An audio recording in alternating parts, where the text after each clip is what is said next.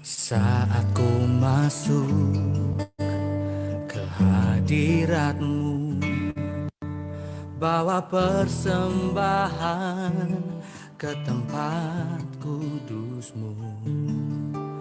Pujian ku naikkan, sembah ku berikan bagi-Mu Allah yang mulia.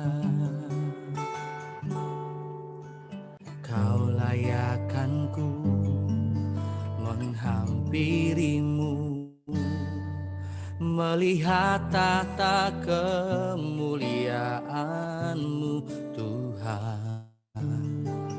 Pujian ku naikkan, sembah ku berikan bagi-Mu Allah yang mulia. Oleh kuasa darah-Mu, Kau telah tebus dosaku. Kekudusan-Mu melingkupiku, kasih-Mu mengalir memulihkan hidupku. Sungguh besar anugerah-Mu, Kau selamatkan hidupku. Ku menjadi ciptaan yang baru oleh kuasa darah-Mu.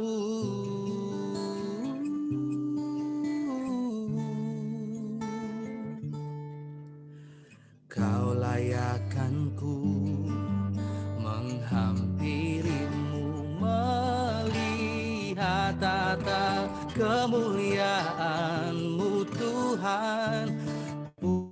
Pujian ku naikkan, sembah ku berikan bagi-Mu Allah yang mulia. Oleh kuasa darah-Mu, Kau telah tebus dosaku. Kekudusan-Mu melingkupiku, kasih-Mu mengalir memulihkan hidupku. Sungguh besar anugerah-Mu, Kau telah tebus dosaku. Ku menjadi ciptaan yang baru oleh kuasa darah-Mu, Kau selamatkan hidupku. Ku menjadi ciptaan yang baru oleh kuasa darah-Mu. Ku menjadi ciptaan yang baru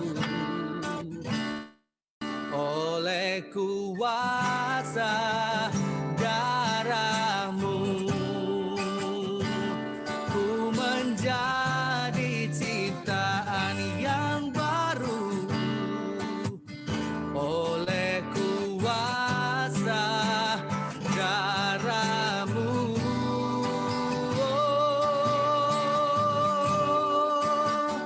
Ku menjadi ciptaan yang baru karena kuasa-Mu Tuhan. Kasih-Mu melingkupi hidupku. Oh Yesus, menyegarkan jiwaku. Hidupku takkan sama karena Kau bertata di dalam hidupku Tuhan. Oh.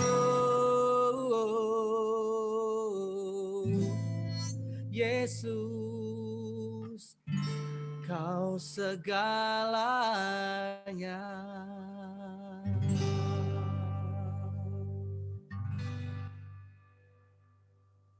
Haleluya. Terima kasih Tuhan Yesus atas darah-Mu. Kami mengucap syukur apa yang Kau berikan, apa yang Kau nyatakan, apa yang hidup, apa yang kami nikmat, apa yang kami hidupi pada masa-masa ini adalah masa-masa anugerah untuk kami mengenal-Mu lebih dalam. Sebagai sahabat, sebagai Tuhan, sebagai juru selamat.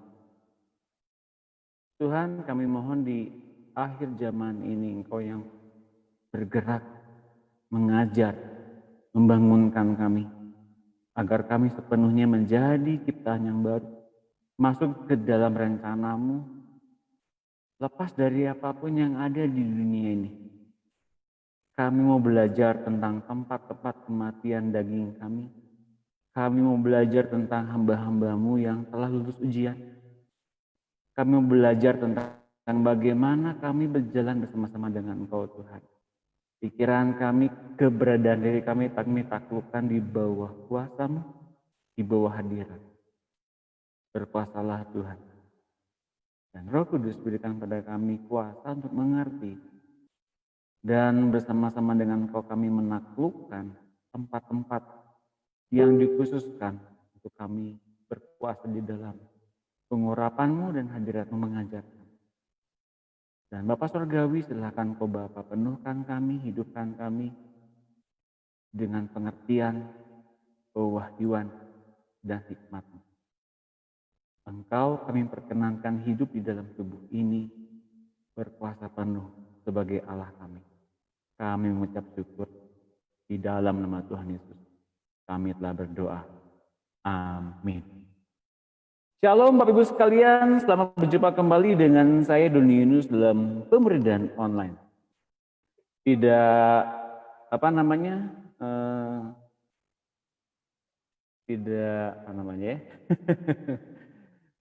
sekian lamanya pada sore hari ini adalah bab terakhir dari seri mendengarkan suara Tuhan. Jadi bagi Bapak Ibu sekalian yang bergabung pada hari ini, baik dari tahun-tahun sebelumnya atau dari yang bulan Maret secara intensif kita mengadakan online secara dalam keadaan PSBB. Ini adalah bab terakhir dari seri mendengarkan suara Tuhan. Dan bab terakhir ini menjelaskan bagaimana secara umum dari awal hingga akhir itu dibahas di dalam bab ini. Tentang bagaimana hidup dalam anugerah, hidup dipimpin oleh Roh, mematikan kedagingan. Dan akhirnya kita masuk ke dalam generasi akhir zaman, yaitu generasi pengangkatan. Yaitu setiap orang yang disiapkan oleh Tuhan untuk naik ke dalam pengangkatan. Itu dinamakan dengan generasi akhir zaman. Jadi pada sore hari ini mari kita belajar dan kita lebih fokus kepada Tuhan. Apa saja yang sedang Ia ajarkan pada sore hari ini, pada malam hari ini di tempat Bapak Ibu sekalian, ini sudah malam. Dan siapkan jurnal pribadi Bapak Ibu sekalian, karena barangkali di tengah-tengah atau di seluruh acara ini Tuhan bicara banyak di hati kita masing-masing. Ngadain acara sendiri sambil terus mendengarkan siaran ini, dan Tuhan menjelaskan secara detail kepada kehidupan kita secara pribadi. Kalau hari ini Anda sekalian masuk ke dalam rencana Tuhan sebagai apa? Dan saya mengharapkan Bapak Ibu sekalian menyimak betul-betul dan mendapatkan pesan secara khusus dari Tuhan secara pribadi, secara rema, apa yang akan kita perbuat dalam kehidupan kita untuk berbuah lebat bagi kerajaan Allah. Karena ini adalah masa-masa akhir. Baik, silakan saling menyapa Bapak Ibu sekalian yang di Facebook, saling menyapa satu sama lain. Dan kita akan membahas tentang generasi pengangkatan ini berkisar tentang seluruh apa yang kita bahas kira-kira mulai dari pertengahan Mei, Bapak Ibu sekalian. Pertengahan Mei, yaitu bagaimana kita mengenal suara Tuhan dan mendengar suara Tuhan. Membedakan suara hati kita, membedakan suara si setan, si jahat, dan setiap apapun saja yang ada di dunia roh. Itu belajar dari bulan Mei sampai dengan Juni ini. Dan pada seri mengenal suara Tuhan ini di bab terakhir menjelaskan tentang spesifik apa itu baptisan, secara gambaran bahwa baptisan itu telah dinyatakan oleh Tuhan lewat perjalanan bangsa Israel masuk ke tanah perjanjian, yang diantaranya pernah dilakukan di berjalan di atas tanah yang kering dan juga di tengah-tengah lautan di dalam sungai Yordan. Itu menjelaskan soal kematian daging terutama ya. Dan bagaimana ternyata ada peran-peran di dalam tokoh perjanjian lama. Sebagai contoh ternyata ada manusia yang sanggup untuk mematikan ambisinya karena mereka berjalan bersama-sama dengan Tuhan sebagai sahabat dan kemudian betul-betul mematikan sifat dan karakter kedagingannya. Dan nanti kita akan bahas juga mengenai mengapa ada orang yang nggak terangkat ke surga. Setiap orang Kristen apakah terangkat, Pak? Enggak semua, sayang. Karena dalam Alkitab, penjelasan Tuhan Yesus sendiri ada 10 gadis, 5 yang gadis yang bijaksana, 5 gadis yang bodoh. Kita berharap kita semua menjadi yang bijaksana dengan mengerti benar bagaimana mempertahankan Roh Kudus dan hadiratnya secara penuh untuk benar-benar bersama-sama dengan Roh Kudus mematikan kedagingan kita di tempat-tempat kematian itu. Dan kita akan terangkat bersama-sama dengan Tuhan melalui baptisan pada awalnya. Baik, kita akan masuk ke dalam bahasanya, itu yang akan saya bahas sepanjang pertemuan ini. Mudah-mudahan waktunya cukup. Dan mari kita mulai.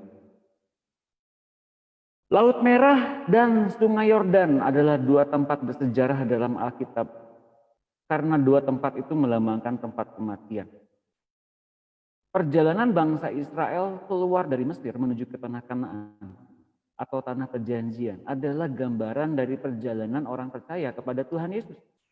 Keluar dari dunia menuju tanah perjanjian sorgawi. Bangsa Israel harus melalui Laut Merah dipimpin oleh Musa.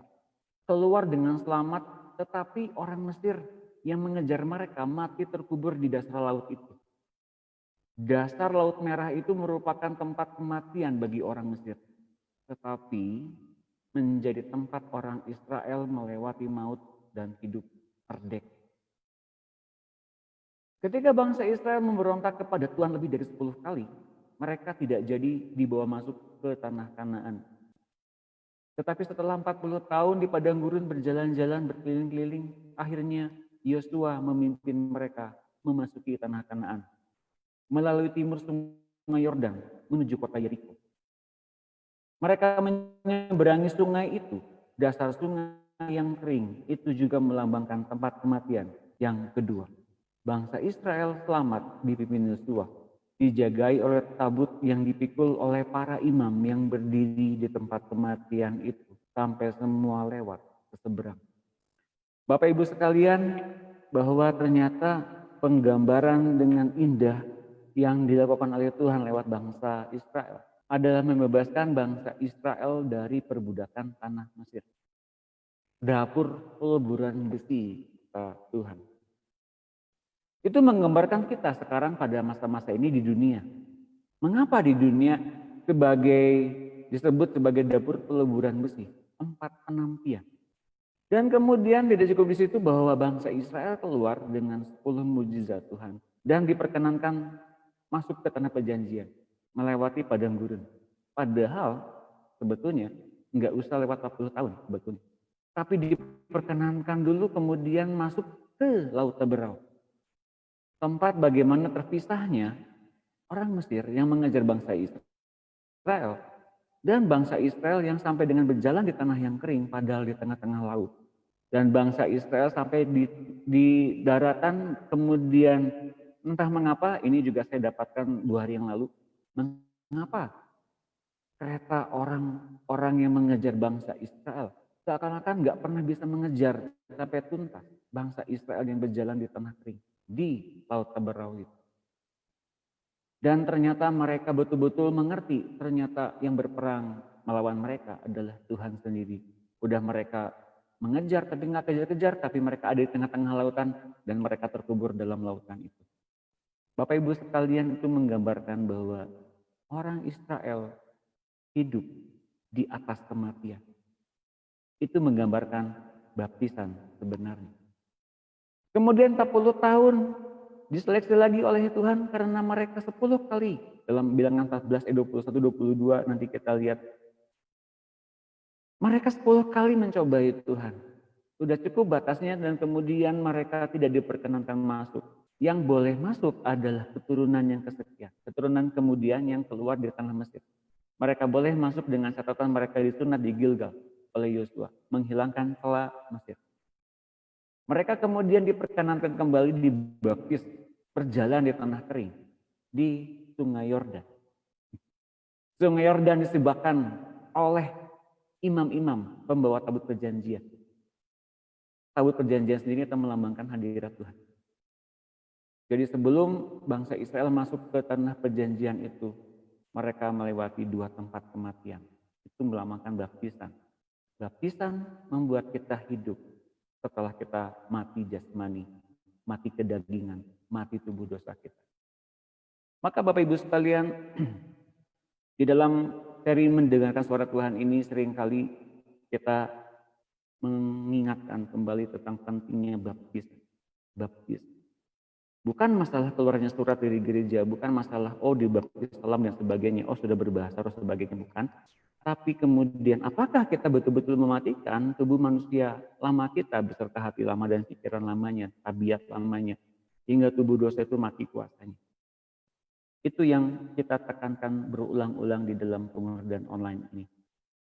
Sampai di seri mendengarkan suara Tuhan di bab terakhir ini, maka kita masuk ke dalam bahasan generasi pengangkatan.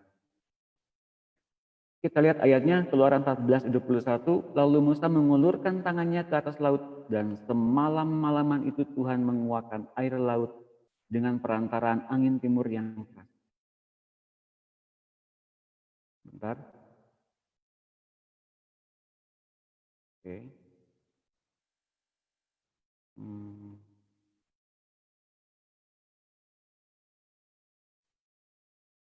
Saya akan dulu. Ya. Oke. Ya. Membuat laut itu menjadi tanah kering. Maka terbelahlah air itu. Demikianlah orang Israel berjalan dari tengah-tengah laut di tempat kering, sedang di kiri dan di kanan mereka. Air itu sebagai tembok bagi mereka. Orang Mesir mengejar dan menyusul mereka, segala kuda Firaun, keretanya, dan orangnya yang berkuda sampai ke tengah-tengah laut. Bapak Ibu sekalian, ini yang menjadi pertanyaan saya selama 2 hari kemarin. Mengapa kok mengejar-ngejar, tapi nggak pernah kekejar? Seakan-akan kereta dibikin lambat oleh Tuhan. Dan mengapa seakan-akan Tuhan memisahkan yang mati dan yang dibiarkan hidup? Bapak Ibu sekalian, Tuhan dengan tegas menjelaskan ada bedanya di antara mereka. Bagaimana kemudian terpisah yang namanya kehidupan dan kematian. Seringkali kita mungkin berpikir, Tuhan mungkin pilih kasih, Tuhan mungkin Tuhan lebih mengasihi dan tidak menyukai saya. Bapak Ibu sekalian, yang terpenting adalah bagaimana ternyata kita mengalami ketaatan kepada Tuhan itu. Kalau Tuhan ternyata memilih bangsa Israel untuk berjalan di tanah yang kering, apakah bangsa Mesir layak dimatikan oleh Tuhan? Nah, ternyata Bapak Ibu sekalian, makna baptisan itu di situ memisahkan antara yang berhak hidup bersama-sama dengan Tuhan dan yang melewatkan kesempatan untuk hidup bersama-sama dengan Tuhan, namun malah melawan Tuhan sendiri. Mereka berteriak, wah sekarang kita tahu ini yang berperang melawan kita adalah Tuhan. Bapak Ibu sekalian, Kita sekarang mengerti mengapa sekarang kita seperti ada di dalam dapur peleburan besi. Ada masalah yang demikian berat, ada begitu himpitan, ada begitu problem yang begitu banyak. Untuk apa? Agar kemudian Tuhan membawa kita keluar dari dapur peleburan besi itu. Tidak selama-lamanya orang benar ditinggal. Tidak selamanya kita hidup di dalam status berdosa terus. Tidak selamanya. Kalau kita mau ngikutin Tuhan, Ia memberikan posisi yang tepat sebagai sahabat, bahkan selain sebagai anak Allah. Maka ini panggilan yang benar-benar disuarakan dari sorga. Siapa yang mau jadi anak? Siapa yang mau jadi penguasa bersama-sama dengan Tuhan Yesus? Siapa yang mau jadi sahabat? Siapa yang mau jadi ahli waris? Lewati tempat kematian. 2 tempat kematian. Dan baru saja kita membaca tempat kematian yang pertama, yaitu Laut Taberau. Keluaran 14 ayat 24, dan pada waktu jaga pagi Tuhan yang di dalam tiang api dan awan itu memandang kepada tentara orang Mesir, lalu dikacaukannya tentara orang Mesir itu. Ia membuat roda keretanya berjalan miring dan maju dengan berat, sehingga orang Mesir berkata, ini di tengah-tengah laut ya, marilah kita lari meninggalkan orang Israel, sebab Tuhanlah yang berperang untuk mereka melawan Mesir. Berfirmanlah Tuhan kepada Musa, ulurkanlah tanganmu ke atas laut, supaya air berbalik meliputi orang Mesir, meliputi kereta mereka dan orang mereka yang berkuda. Berikutnya di ayat 27, Musa mengulurkan tangannya ke atas laut, maka menjelang pagi berbaliklah air laut ke tempatnya, sedang orang Mesir lari menuju air itu. Demikianlah Tuhan mencampakkan orang Mesir ke tengah-tengah laut. Berbaliklah segala air itu, lalu menutupi kereta dan orang berkuda dari seluruh pasukan Firaun yang telah menyusul orang Israel itu ke laut. Seorang pun tidak ada yang tinggal dari mereka, semuanya mati dalam laut. 1 Korintus 10 ayat 1 ini melambangkan baptisan, ini ayatnya. Aku mau supaya kamu mengetahui saudara-saudara bahwa nenek moyang kita semua berada di bawah perlindungan awan dan mereka semua telah melintasi laut. Untuk menjadi pengikut Musa, mereka semua telah dibaptis dalam awan dan dalam laut. Bapak dan Ibu sekalian, di dalam Ibrani 11:29 dikatakan juga, karena iman mereka telah melintasi laut merah. Sama seperti melintasi tanah kering, sedangkan orang-orang Mesir tenggelam ketika mereka mencobanya juga. Bapak dan Ibu, laut merah adalah tanda pemisahan antara yang hidup dan yang mati. Juga kemudian di Yosua 3:17, ini kita masuk ke dalam gambaran yang kedua tentang sungai Yordan yang juga tempat kematian yang kedua. Tetapi para imam pengangkat tabut perjanjian Tuhan itu tetap berdiri di tanah yang kering di tengah-tengah sungai Yordan. Sedang seluruh bangsa Israel menyeberang di tanah yang kering sampai seluruh bangsa itu selesai menyeberangi sungai Yordan. Yosua 4 ayat 18, ketika para imam pengangkat tabut perjanjian Tuhan itu keluar dari tengah-tengah sungai Yordan, dan baru saja kaki para imam itu dijejakkan di tanah yang kering, maka berbaliklah air sungai Yordan itu ke tempatnya dan mengalir seperti dahulu dengan meluap sepanjang tepinya. Kalau kita lihat, Tuhan sendiri yang menyibakkan laut Taberau, bukan karena tongkat Musa.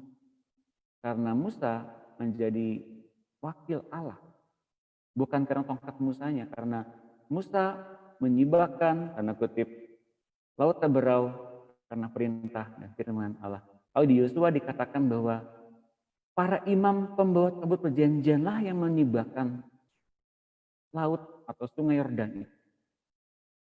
Bapak dan Ibu sekalian, imam pengangkat tabut perjanjian itu melambangkan apa? Hadirat Tuhan yang memimpin bangsa Israel berjalan di tanah yang kering di sungai Yordan, dan juga setelah semuanya masuk ke daratan, mendarat di daratan, dan ketika imam-imam itu kemudian naik ke daratan semuanya, maka laut atau sungai Yordan itu kembali tertutup, mengalir seperti dahulu dengan meluap panjang tepi. Hadirat Tuhan mampu menyibakkan masalah. Hadirat Tuhan mampu menenggelamkan kita di dalam kematian kedagingan kita.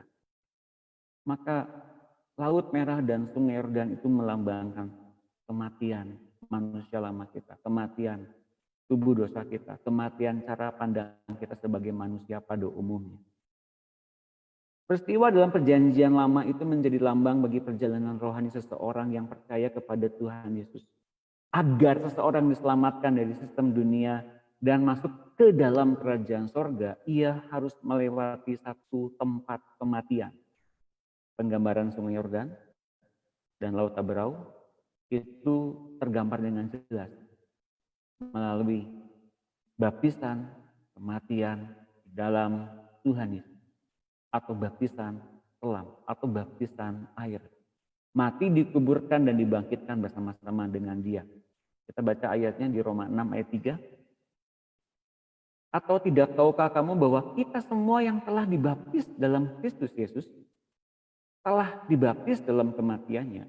Dengan demikian kita telah dikuburkan bersama-sama dengan Dia melalui baptisan dalam kematian, supaya sama seperti Kristus telah dibangkitkan dari antara orang mati oleh kemuliaan Bapa.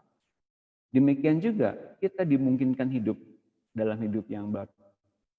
Pada hari ini kita mulai menggenapi apa yang digambarkan dalam perjanjian lama. Generasi-generasi awal ketika mereka menerima Roh Kudus, mereka berpikir bahwa Roh Kudus diberikan kepada orang percaya sebagai manifestasi kuasa saja. Tapi nanti kita akan lihat sebetulnya fungsi Roh Kudus selain sebagai materai penjamin kita masuk ke dalam keselamatan. Nama kita tercatat dalam kitab kehidupan adalah soal penaklukan. Bukan penaklukan agar semua orang bertobat saja, tapi sebetulnya penaklukan kedagingan. Nanti kita akan lihat dan kita akan belajar. Juga belajar kepada orang yang bisa dalam status berdosa kok bisa masuk dalam penyelamatan dari Tuhan. Nanti kita lihat. Bapak Ibu sekalian, bahwa kita sekarang harus mengerti bahwa baptisan melambangkan kematian bersama-sama dengan Tuhan Yesus agar kita mengalami kebangkitan bersama-sama dengan Tuhan Yesus. Itu penting kita ketahui. Kalau kita dikuburkan dalam baptisan kematian, tandanya kita jangan lagi mengoperasikan hati lama kita.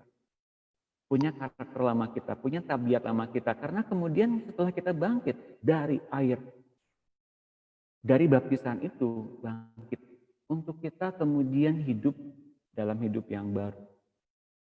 Saya senang dengan Alkitab Roma 6 ayat 3 ini dinyatakan bahwa demikian juga kita dimungkinkan hidup dalam hidup yang baru. Dimungkinkan. Mengapa dimungkinkan? Karena ada kemungkinan bahwa ada manusia yang meskipun mengalami baptisan selam, baptisan kematian, tapi dagingnya masih hidup. Yang begini perlu betul-betul pertolongan Roh Kudus. Ini zaman anugerah ya, maka Roh Kudus diberikan juga oleh Allah untuk menanggalkan kedagingan. Sampai benar-benar mati daging. Jadi Pak, prinsip dari pengangkatan itu mati daging. Apakah benar demikian? Apakah benar-benar sama sekali nggak boleh berbuat dosa? Gimana dengan ada dosa 1-2 saja? Pada masa-masa ini, betul, anugerah Allah tetap membuat kita ada dalam penyelamatan. Tapi anugerah Allah juga di dalamnya ada berupa persekutuan dengan Tuhan Yesus. Yaitu kita bisa dimampukan mendengar Dia bicara untuk menanggulangi masalah dosa, tabiat karakter lama yang masih hidup. Artinya, dalam kedekatan kita dengan Tuhan itu, pasti Tuhan Yesus mengajarkan kepada kita untuk menjadi sama seperti Dia, serupa dan seperti Dia. Bagaimana orang Kristen menjadi seperti Dia yang sempurna, sedangkan kita perlu banyak dosa? Ini yang menjadi masalahnya. Bahwa kita seringkali menampilkan yang terbaik, tapi di rumah, di tempat-tempat tersembunyi, kita menjadi orang yang bukan seperti orang baik. Mengapa? Karena kita terbiasa menampilkan sisi yang terbaik bagi orang-orang yang kelihatan. Tapi Tuhan tahu. Maka sebabnya kita memerlukan Kristus di hati kita masing-masing, bersekutu dengan kita antara roh dengan roh, agar kita memperoleh kehidupan yang benar yang diberikan oleh Tuhan Yesus. Ia adalah roh yang memberikan hidup. Kalau Adam, roh, Adam itu adalah Adam, manusia yang menjalarkan dosa dan maut. Bapak Ibu sekalian, kalau kita masih menjadi manusia yang dulu saja, kita tetap terikat kepada dosa dan maut. Tapi ketika anak itu memerdekakan kita, Tuhan memerdekakan kita, kita benar-benar merdeka. Dengan cara apa Tuhan memerdekakan kita? Dengan cara kita memiliki hidup yang berlimpah-limpah. Masa perjalanan orang Israel di padang gurun selama 40 tahun menunjukkan kepada kita bahwa tak seorang pun dapat memasuki tanah perjanjian di bawah pimpinan Musa karena hidup di bawah hukum Taurat. Hukum Taurat itu aturan yang diturunkan oleh Tuhan kepada bangsa Israel agar mereka mengetahui apa itu dosa. Bukan aturan yang membawa kepada kehidupan. Itu sebabnya maka Petrus, Yohanes, Yakobus dipertontonkan siapa Tuhan di Gunung Tabor ketika Tuhan Yesus sebelum disalib. Ketika orang ini melihat kemuliaan Tuhan di Gunung Tabor, di sebelah kiri dan kanannya ada Musa dan Elia. Mereka berdua sedang memperbincangkan maksud kedatangan Tuhan Yesus ke Yerusalem. Dua orang ini melambangkan apa? Dua orang ini melambangkan satu kitab nubuatan, satu kitab Taurat. Bahwa ketika mereka saling berbicara begitu, Petrus bilang, sungguh indah tempat ini, biarlah aku bikin 3 kemah. Artinya, yuk kita dengerin kitab Taurat, yuk kita dengerin kitab nabi-nabi. Tapi ada suara dari surga, inilah anakku yang kukasihi, kepadanya aku berkenan, dengarkanlah dia. Bapak Ibu sekalian, ketika ketiga orang ini dibilang oleh Allah Bapa di surga, karena suara itu datangnya dari Allah. Dengarkanlah Tuhan, artinya apa? Segala nubuatan yang sudah tertulis dan segala hukum Taurat yang tertulis, semuanya merujuk kepada satu pribadi, kepada satu perkataan yang harus kita dengar. Dengan demikian kita bisa menggenapkan semua kitab-kitab nabi-nabi yang tertulis, dan juga di dalam Tuhan Yesus pun semua hukum Taurat digenapi oleh perkataan Tuhan. Maka dengan kita mengikuti perkataan Tuhan itu, kita mewujud nyatakan keinginan Tuhan untuk mematikan daging. Tapi dengan cara apa kita bisa berjalan bersama-sama dengan Tuhan dengan mematikan daging? Diawali dengan adanya baptisan kematian untuk mematikan manusia lama kita dalam baptisan kelam itu.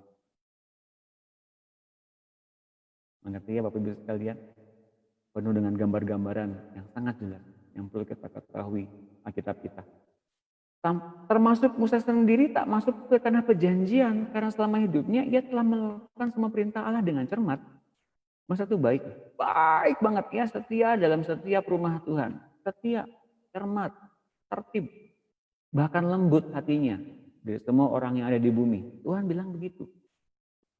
Tapi hanya satu kali saja ia berbuat kesalahan, yakni menjadi marah di depan orang Israel, dan kemudian ia pukul batu karang itu untuk mengeluarkan air daripadanya. Masalah pukulnya sih Tuhan bilang nggak apa-apa. Tapi ketika ia marah-marah itu, kemudian ia terbilang sebagai orang yang tidak menghormati kekudusan Tuhan. Bapak Ibu sekalian, Musa yang demikian betul-betul mengalami perjumpaan pribadi dengan Tuhan, dibilang sebagai orang yang lembut hatinya, tapi ternyata gagal juga karena satu pelanggaran itu.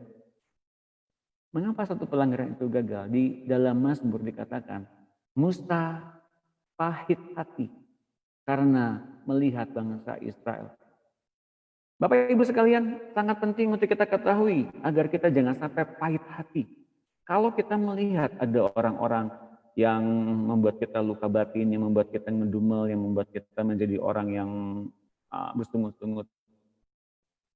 Karena di kitab Mazmur dikatakan bahwa Musa menjadi pahit hati karena melihat perilaku bangsa Israel itu. Mari kita buka ayatnya, Mazmur 106.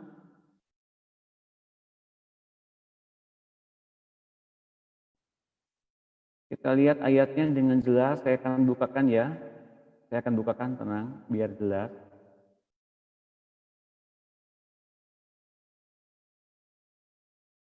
Ini, mudah-mudahan kelihatan. Ayat 32, 33. Mereka menggusarkan dia, bangsa Israel, menggusarkan dia dekat air Meriba. Sehingga Musa kena celaka karena mereka.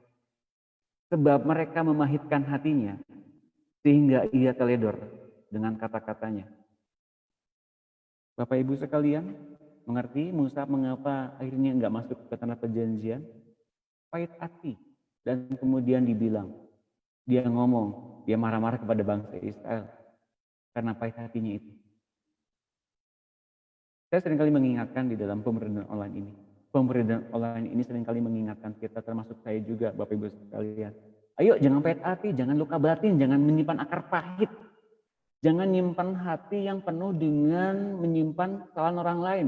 Sehingga kemudian perkataan kita teledor dengan kata-kata kita, maka kita terkena celaka.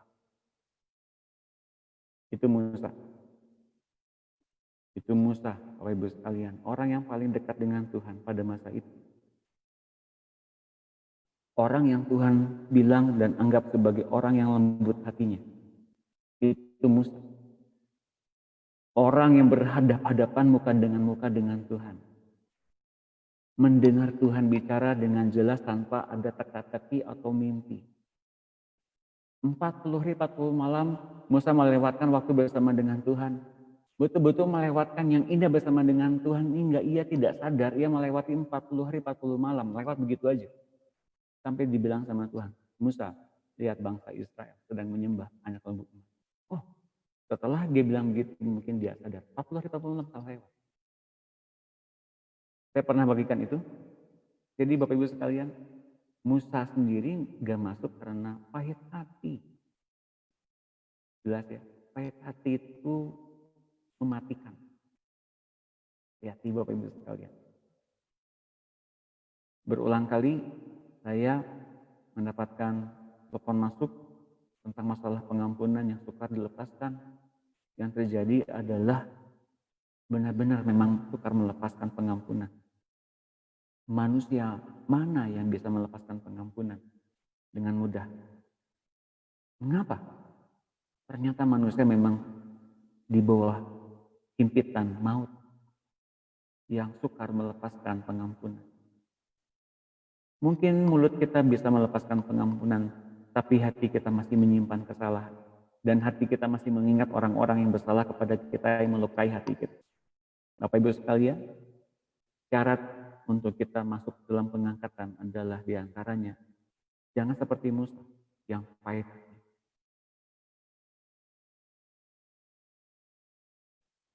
Mereka kemudian hanya dapat mewarisi tanah perjanjian hanya di bawah pimpinan Yosua, yaitu abdinya Musa. Siapa Yosua? Yosua adalah orang yang terpilih untuk menggantikan Musa. Mengapa Yosua? Karena selain Yosua ada Kaleb yang mempunyai hati yang lain dari bangsa Israel. Melihat masalah, melihat raksasa, mereka bilang, Tuhan akan menaklukkan. Tuhan akan membawa kita masuk ke tanah perjanjian itu. Yosua dan Kaleb mengerti tentang hatinya Tuhan. Siapa yang ngajarin? Hatinya beda. Kecenderungan hatinya lebih percaya kepada Tuhan. Hari-hari ini kita mungkin banyak mendengar berita simpang siur sana sini. Hingga hati kita banyak goncang. Hati kita banyak diliputi kecemasan, kekhawatiran. Bagaimana dengan perekonomian? Bagaimana dengan finansial? Bagaimana dengan pekerjaan saya? Penghidupan keluarga saya. Bapak Ibu sekalian, Anda dan kita semua adalah ahli waris berkat. Kita semua adalah anak-anak Allah. Mungkin perkataannya sering simpel, sering saya katakan, tapi mungkin berulang kali itu pun sering terpikir oleh kita. Bagaimana dengan realnya, dengan kenyataannya? Kan saya perlu bekerja. Iya, benar. Tapi dengan pekerjaanmu, bawa Tuhan dimuliakan dalam pekerjaanmu. Dan Bapak Ibu sekalian, kalau kita masuk ke dalam rangkaian demi rangkaian kehidupan yang diberikan oleh Tuhan, bahwa ketika bangsa Israel berjalan di padang gurun itu, Tuhan menyertai bagaimana mereka hidup. Bagaimana mereka bertahan di padang gurun selama 40 tahun. Nggak kepikir kan? Kita mungkin melalui PSBB baru 4 bulan dan kita mulai berkeluh kesah tentang nggak ada pendapatan. Nggak ada pendapatan, berkurang Tuhan. Tapi 40 tahun bagi bangsa Israel itu bukan masa yang pendek.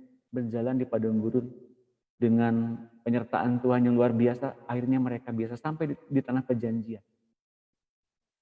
Hanya jika Tuhan yang mimpin seseorang, maka semua orang yang dipimpin oleh Tuhan akan masuk ke tanah perjanjian mereka. Dan tanah perjanjian kita mungkin di dunia ini adalah janji-janji Tuhan tentang pekerjaan, tentang finansial, tentang kesehatan, tentang umur yang panjang. Dan tanah perjanjian yang sejati adalah Yerusalem sorga. Maka satu-satunya pribadi yang sanggup mimpin kita adalah Tuhan Yesus sendiri. Bukan siapapun yang manusia yang kelihatan.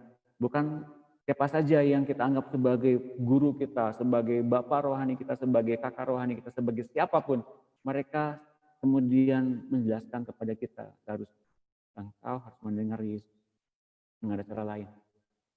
Dan saya akan bilang dengan terus terang. Bilang dengan terus terang. Engkau mesti ngikutin Yesus di hatimu, bukan ngikutin pelajaran ini. Pelajaran ini hanya sebagian kecil saja dari semua rahasia Tuhan yang akan disikapkan secara pribadi kepada Bapak Ibu sekalian. Tetapi ketika Anda, Bapak Ibu sekalian, serta saudara-saudariku mendengar Tuhan bicara langsung, Anda bisa mengkonfirmasi apa yang saya bagikan selama ini. Bersama-sama dengan Tuhan. Yosua mengapa memimpin bangsa Israel dan berhasil masuk ke tanah perjanjian? Yosua menggambarkan Yesus seperti dari asal namanya, Yehosua. Yosua. Juga seperti Yehu yang menumpas Ahab dan Izebel. Yehova. Yehu dari perkataan Yehova, is salvation. Jadi Alkitab kita di Perjanjian Lama penuh dengan penggambaran-penggambaran seperti itu. Dan selain baptisan selam, kematian daging pun mesti ditandai dengan sempurna oleh baptisan Roh Kudus. Dan ini penting sekali Bapak Ibu sekalian. Baptisan Roh Kudus diberikan kepada mereka yang telah dilahirkan baru ke dalam Tuhan Yesus, melengkapi mereka dengan kuasa untuk menaklukkan kota demi kota dan mendudukinya sebagai warisan mereka. Kali ini kita kemudian harus menyelipkan tabiat daging dan berjalan ikut Tuhan Yesus setiap. Roh Kudus bukan saja untuk menampilkan kuasa sebetulnya, tapi Roh Kudus juga difungsikan untuk menanggal keinginan dan kedagingan manusia yang masih ada. Nanti saudaraku baca di Roma 8 ayat 11 sampai 15. Di sana dijelaskan bagaimana Roh Kudus diberikan oleh Allah untuk mematikan perbuatan kedagingan. Oke, oleh karena itu Bapak Ibu sekalian, sebelum lebih jauh, saya akan lebih dulu memperlihatkan apa saja yang perlu kita lihat. Bentar. Apakah ada yang perlu diperlihatkan? Bentar. Oke, ini. Saya akan ini ya. Ini yang tadi gambar Musa membelah laut. Baptisan yang diberikan oleh Roh Kudus. Baptisan Roh Kudus tepatnya, bahwa ini untuk menanggalkan kedagingan yang masih ada. Ini prosedur umum semua orang Kristen atau anak-anak Allah memasuki ini untuk menanggalkan kedagingan, bukan hanya menampilkan kuasa saja, bukan, tapi untuk mematikan kedagingan. Dan kalau Bapak Ibu sekalian mau berkunjung di YouTube channel saya, di sini akan jelaskan tentang bocoran lebih jelas. Siapa-siapa saja dan bocorannya, apakah kriterianya dengan jelas di dalam Alkitab ada, ternyata ada. kunjungi saja Doninus RTM di YouTube channel saya. Dan juga kemudian ini tentang apa bedanya hamba, sahabat, dan anak, menjelaskan bagaimana kemudian kita berposisi sebagai sahabat dan anak. Awalnya kita mungkin jadi hamba, tapi kemudian kita akan menjadi sahabat dan anak. Nah, kita akan lanjut kemudian nanti mengenal siapa pribadi yang bertemu dengan Tuhan dalam angin badai seperti ini. Ini pasti namanya Elia ya, karena dia berjalan ke Gunung Horeb untuk bertemu dengan Tuhan tepatnya. Selama 40 hari 40 malam berjalan ke gunung Tuhan tanpa makan tanpa minum sebelumnya. Sebelumnya makan dan minum sih. Cuman selama 40 hari 40 malam itu ia sebelumnya menikmati makanan jenis yang lain, maka dia akhirnya bertemu dengan Tuhan.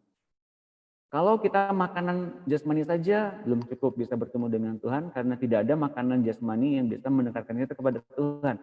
Tapi jenis makanan yang ini yaitu rema dari Tuhan bisa menampilkan kita sebagai sahabatnya Tuhan. Sebelah kanan. Bisa menampilkan kita sebagai sahabatnya Tuhan diiringi oleh Tuhan. Kemanapun Tuhan mau pergi, kita berjalan bersama-sama dengan Tuhan. Bapak Ibu sekalian, nanti kita akan juga bertemu dengan Petrus. Petrus ini ketika bertemu dengan Tuhan di Danau Galilea menjala ikan. Sebetulnya itu pertemuan kedua dengan Petrus. Tuhan Yesus ya.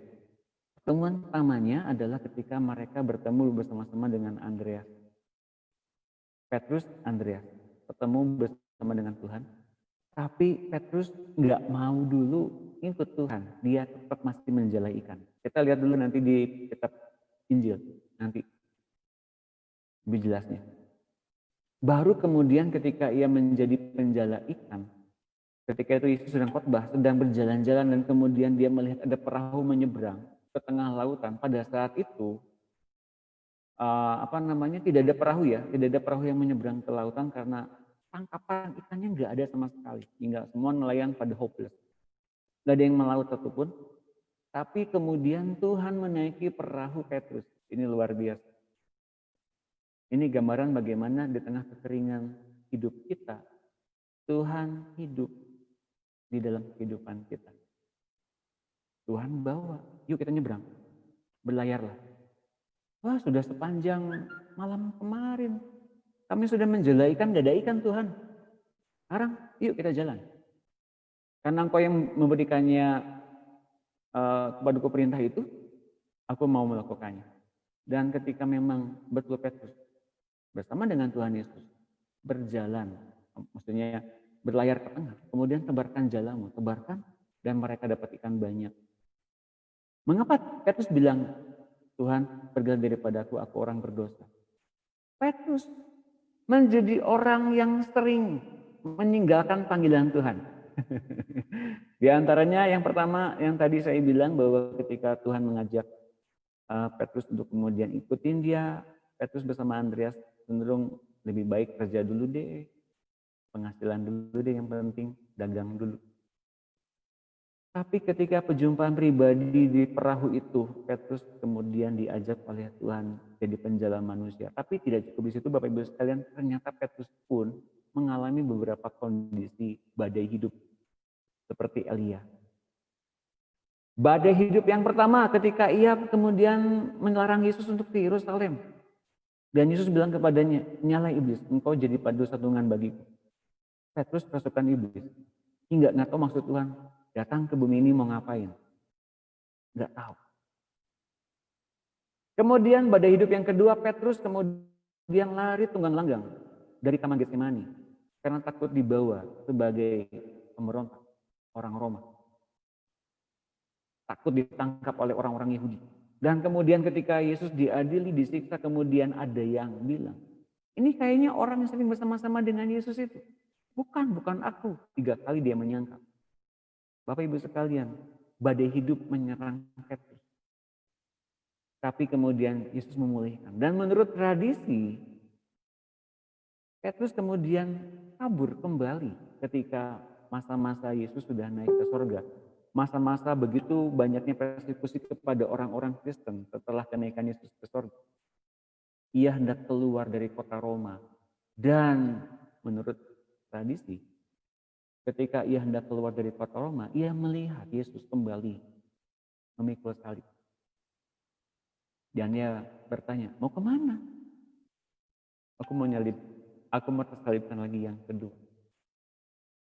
Kali itu Petrus akhirnya kembali lagi kepada panggilan yang semula. Ia kemudian mati dengan salib terbalik. Bapak Ibu sekalian, saya mengagumi cerita ini. Benar-benar orang yang mengalami badai hidup berulang kali. Tapi pada akhirnya ia mau ngikut Tuhan. Kita sering kali mengalami badai hidup yang berulang kali. Itu wajar. Tapi dalam badai hidupmu, apakah kau bertemu dengan Tuhan? Itu yang paling penting. Mari Bapak Ibu sekalian kita belajar lebih lanjut lagi mengenai pelajaran generasi pengangkatan ini.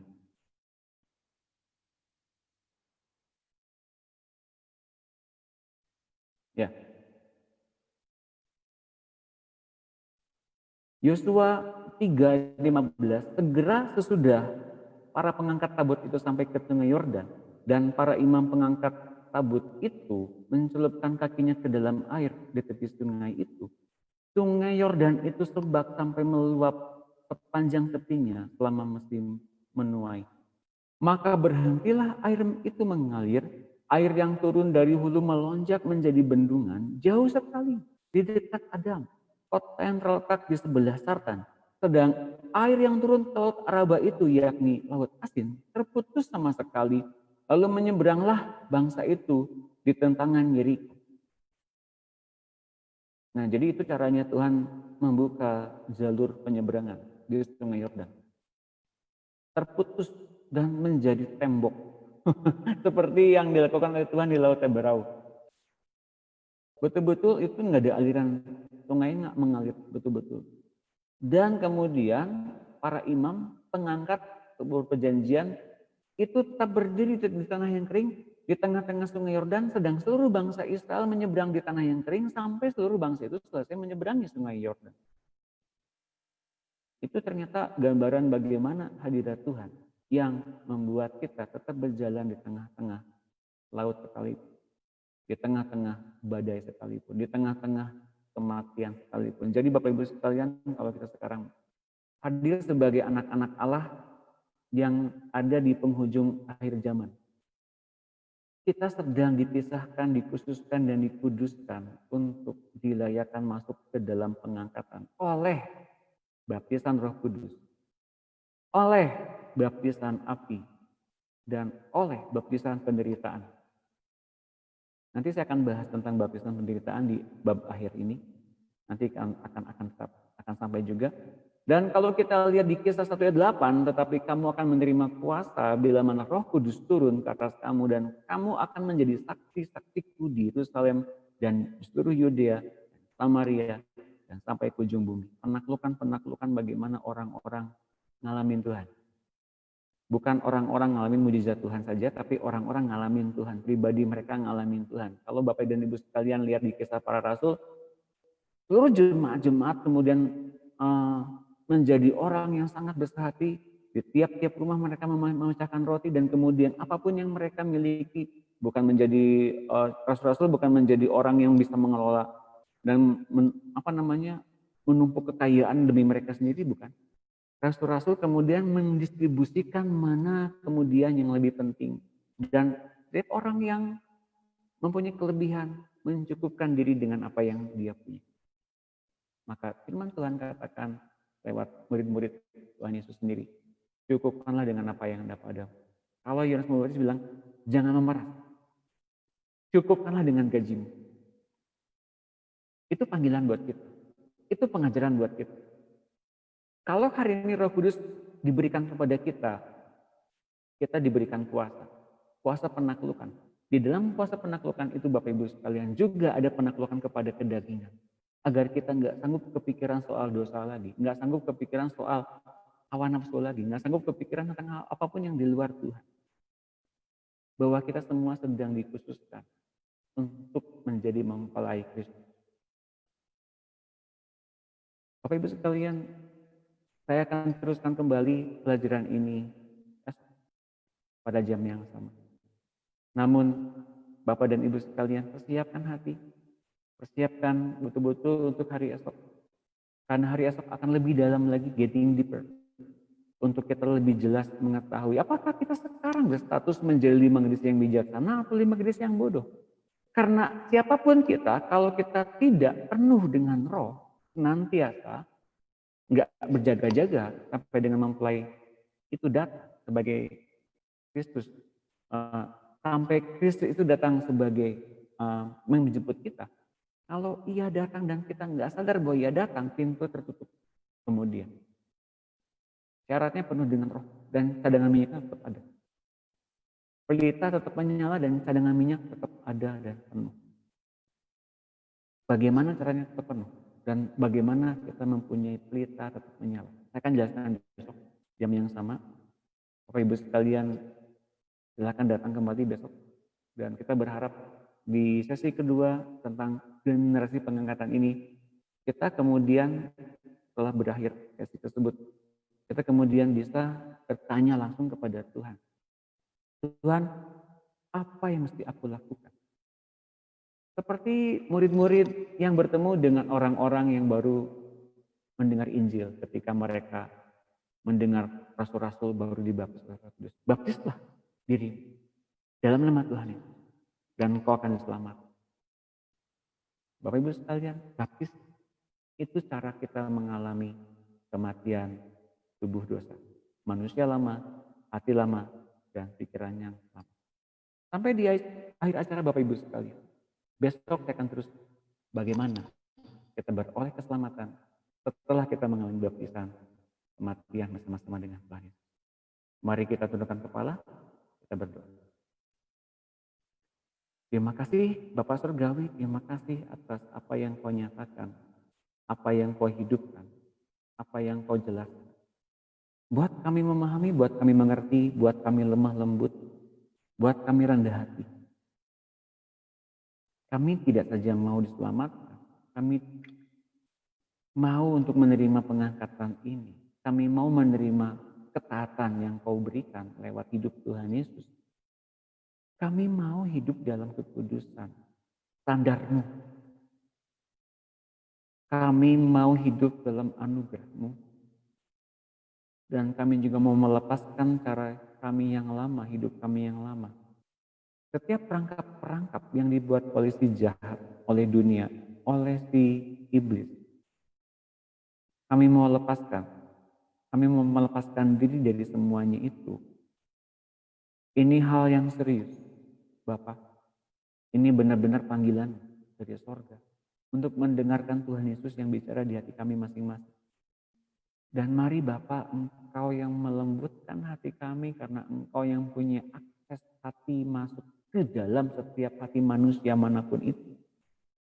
Pada malam hari ini, siapapun kami yang membuka hati, Engkau berikan kepada kami akses untuk kami mendekat. Ini bukan keinginan kami, Bapak, tapi Engkau yang ingin, Engkau yang punya inisiatif, Engkau yang punya kehendak. Engkau berikan Yesus bagi kami untuk kami mengenal-Mu. Kami sekarang ingin kenal Engkau. Karena dalam hidup-Mu, kami mengenal Tuhan Yesus dan kami mengenal juga Roh Kudus. Mari Bapak penuhkan kami dengan isi hati-Mu kerinduan. Dan Tuhan Yesus hidupkan. Hidupkan fellowship kami dengan Engkau. Kami mau dibaptis dalam kematian tubuh dosa, hati lama, manusia lama, ciptaan yang lama. Dan kami bangkit bersama-sama dengan Engkau dengan ciptaan yang baru, dengan hidup-Mu, dengan pikiran-Mu, dengan firman Tuhan. Dan Roh Kudus buat kami mengalami baptisan ini. Sepanjang malam ini buat kami mati daging. Tubuh dosa kami lenyap. Betul-betul kami terpikir hanya apa yang dipikirkan Tuhan Yesus saja. Tidak lain, tidak jauh dari itu. Kami mau mengalami hidup sepenuh-penuhnya bersama-sama dengan Tuhan Yesus. Tuhan Yesus itu andalan kami, kasih kami, sahabat kami. Kami mau sepenuhnya terikat pada Tuhan Yesus Roh Kudus.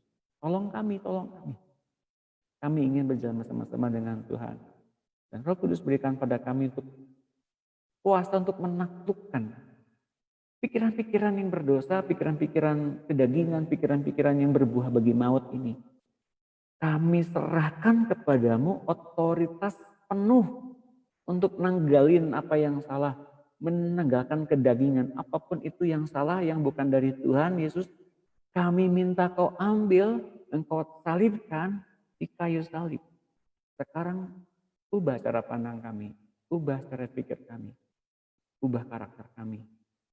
Kami berikan kuasa kepadamu Roh Kudus untuk mengoperasikan kuasamu dan bahkan hadiratmu penuh dalam diri kami. Kami mengucap syukur. Dalam nama Tuhan Yesus kami berdoa. Haleluya.